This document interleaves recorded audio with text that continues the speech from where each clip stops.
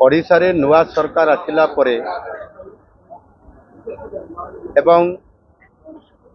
शपथ पाठ नेबार गोटे घंटा पर आम सरकार निष्पत्ति नहीं जो मुख्य चारोटी प्रस्ताव उपरे अनुमोदन करते भितर सुभद्रा योजना अन्यतम। से सुभद्रा योजना को लॉन्चिंग करागला सेप्टेम्बर मास 17 तारीख रे माननीय प्रधानमंत्री मोदी जी करकमल रे एवं से दिन ठारू आज पर्यंत प्रथम किस्तिर आज हूँ चतुर्थ पर्याय आ चतुर्थ पर्याय रे ए जाजपुर रे आज ए कार्यक्रम रे आज आमे 18,01,193 जन माँ और भौणी मान को एथे अंतर्भुक्त करी डीबीटी जरिया रे तांकू आज 5,000 टंका ठन ठन ठन ठन करी गोटे मुहूर्त रे समस्त पाखक ये अर्थ आम पहुँचईदेलु आर्थिक सहायता आकार में। निश्चित भाव में महिला मान को सशक्तिकरण करने ये हूँ वास्तव सहायता महिला मान को आज समुदाय 98,30,934 जन महिला मान को एथे अंतर्भुक्त करा जाई समानंकु ये आर्थिक सहायता दियागला। आगामी दिन में मध्य जो माने नुआ योग्य हिताधिकारी माँ माने सामना को आसीबे बयस जार हम जो लोक मैंने आप्लाई भी करना ये निरंतर भाव में सबुबले कार्यक्रम चालू रही एवं मार्च मास 8 तारीख रे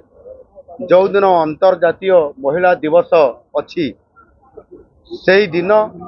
ये चलित आर्थिक वर्षर द्वितीय किस्ती आमे एका बेड़े के गोटे सुइज रे 1 कोटी रु अधिक महिला को पुणी आउ थे ठन ठन करी आर्थिक सहायता जोगई देबू। और यार बड़ उद्देश्य हूँ से छोट व्यवसाय करंतु उद्योगपति हूँ लाखपति दीदी बनतु परिवार रो जो आर्थिक बोझ सब बड़े बढ़ी जाए गोटे परिवार रे महिला माने समाने आर्थिक स्थिति रे समाने आर्थिक उन्नति रे निजे भागीदारी होकर काम करंतु तांकु सेटिपाई ये आर्थिक प्रोत्साहन जोगई देबा ये गोटे सबुठारु ओडिशार बड़ ये महिला कार्यक्रम महिला मान को सशक्तिकरण करने एवं ओडिशा रे आर्थिक स्थिति रे मध्य सुधार आने ये निश्चित भाव में बहुत बड़ा काम लगुच। एणु आज बहुत बड़ा खुशी कथा आज आम जाजपुर जिले रे जाजपुर रोड रे ये भव्य कार्यक्रम रे विशेष कर जाजपुर जिलार जो 4,94,000 रु अधिक जो माँ भौणी माने एठी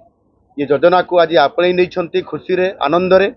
एवं समानक मध्यरु 3,75,000 महिला को या पूर्वर प्रथम किस्तिर प्रथम पर्याय द्वितीय पर्याय तृतीय पर्याय आम से दे सारी आज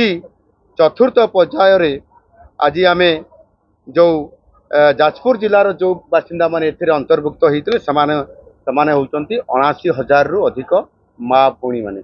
आज 79,000 महिला मान को जाजपुर जिले में केवल दिगला